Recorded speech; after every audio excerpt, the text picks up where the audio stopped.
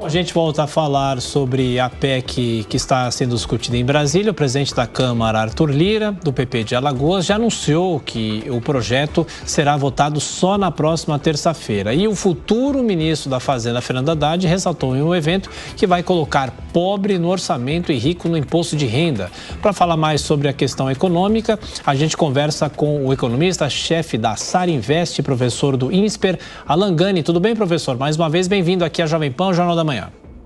Bom dia, Tiago. É sempre um prazer falar com vocês, com toda a audiência da Jovem Pan. Bom, professor, a discussão é interminável sobre essa PEC que vai extrapolar o teto de gastos. A gente não sabe politicamente qual é a discussão e qual a consequência dessa discussão ao longo desse fim de semana. Muita articulação ainda vai ser feita e existe até mesmo a possibilidade da PEC não passar pela Câmara ou ser modificada e voltar para o Senado. Agora, do ponto de vista das finanças, há uma discussão para que a PEC só tenha validade no primeiro ano do governo de Lula. O que seria melhor ou menos pior para a economia, professor? Olha, dentro do que foi colocado na mesa, o que seria melhor seria um valor em torno de 80 bilhões, para mim seria nada, né? Não teria nada. Mas dentro das possibilidades aí que estão na mesa, 80 bilhões por um ano. Isso, o mercado reagiria muito bem se fosse nessa direção. Acontece que a cifra que foi colocada é 168 bilhões, podendo chegar até próximo de 200 bilhões e num prazo de 2 anos, e isso que tem desagradado o mercado financeiro.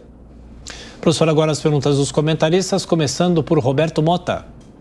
Bom dia, professor. Como o senhor avalia as ideias de Fernando Haddad sobre economia?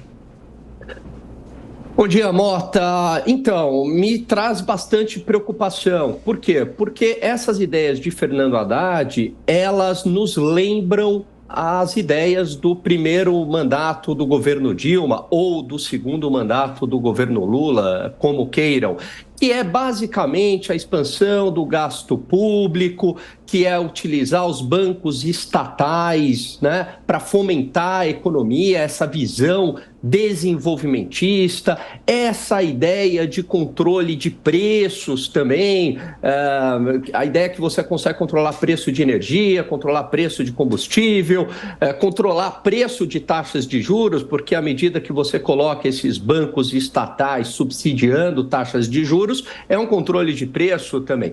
Então, eu vejo com bastante preocupação todas essas ideias e num cenário muito mais desafiador, Mota. O cenário externo agora, ele é muito complicado. Não é mais aquele cenário externo de 2003 a 2008, onde comportava mais o gasto público, onde, por conta de aumentos de arrecadação no Brasil, por conta de crescimento da economia, dado o cenário externo, dava para gastar mais. Agora não. Agora o jogo é muito mais complicado. Então eu vejo com bastante preocupação as ideias aí do futuro ministro. Sua pergunta agora, Amanda.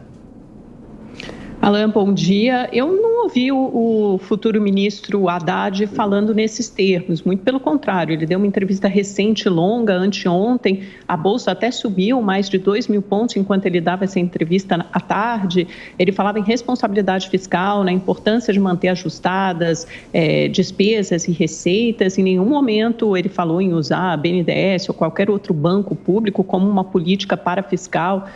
Pelo contrário, ele usou as finanças dele azeitadas na Prefeitura de São Paulo como exemplo de que ele será um bom gestor e terá muita preocupação, sim, com as finanças públicas. Você não acha que são boas sinalizações nesse caso? E mais, o que, além da PEC de transição, que obviamente é indigesta para o mercado, que próximos passos o futuro ministro da Fazenda poderia dar para acalmar o mercado e passos concretos na direção do compromisso com a responsabilidade fiscal? Boa pergunta, Amanda. Ele, de fato, no discurso de ontem, ele não falou isso, mas se a gente pegar todo o histórico de discursos dele, se a gente pegar também todo o histórico de discurso de Lula, se a gente pegar o mercadante agora no BNDES, é uma sinalização que está indo para um governo à la Dilma, né? Tanto é que a reação nos últimos dias tem sido muito ruim.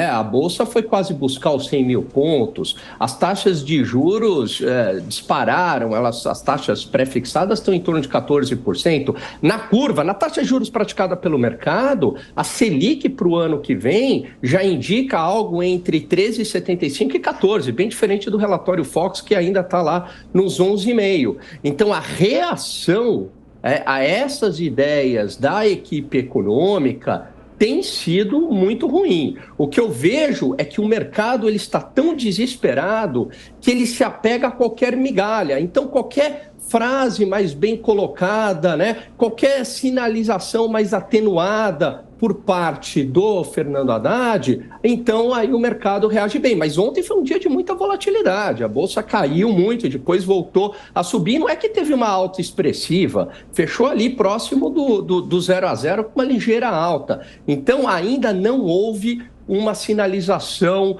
concreta aí respondendo a sua segunda parte da pergunta do que deveria ser feito. O que deveria ser feito? Olha, nós vamos respeitar o teto de gastos, nós temos um compromisso com o teto de gastos, nós não queremos farra fiscal, não vamos interferir em preço de Petrobras, não vamos revogar privatização da Eletrobras.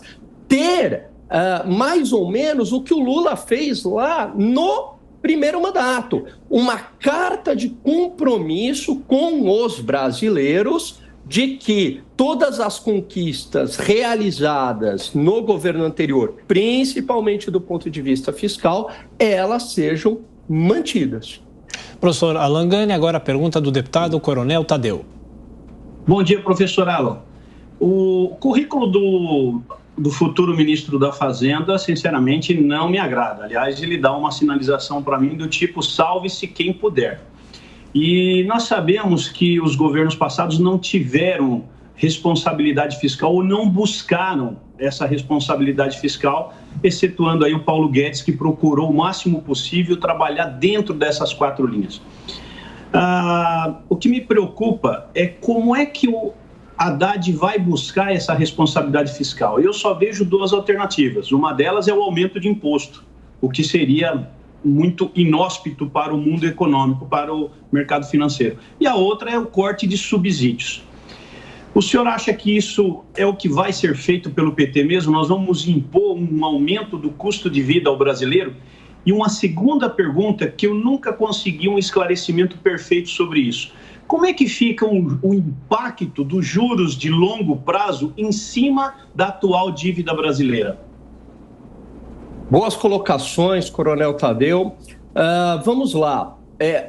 Só tem um jeito de você aumentar o gasto público. Ou você aumenta imposto, ou você se endivida mais. Não tem outro jeito, Ou aumenta a arrecadação via crescimento econômico. O problema é que o crescimento econômico agora está muito complicado dado o cenário recessivo global. Então o governo, ou ele vai aumentar imposto, ou ele aumenta o endividamento. E as 2 soluções, elas são muito ruins. Por quê?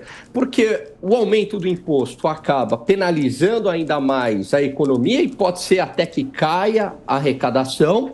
E o aumento do endividamento, que é o que se configura, provoca uma elevação da taxa de juros. Por quê? Porque nos coloca já num patamar muito preocupante de endividamento público. O que é um patamar preocupante? É um risco de calote. Então eu, investidor, na hora que eu vou emprestar dinheiro para o governo, falo, opa, eu quero uma taxa de juros mais alta. E essa taxa de juros de longo prazo mais alta, e de curto também, porque está subindo para todos os vértices, para todos os prazos, significa que o custo de rolagem da dívida do governo ficou maior. Quer dizer, para o governo agora, ele vai ter que pagar mais juros. E para ele pagar mais juros, muitas vezes ele tem que se endividar ainda mais para fazer. Só que essa rolagem tem um limite.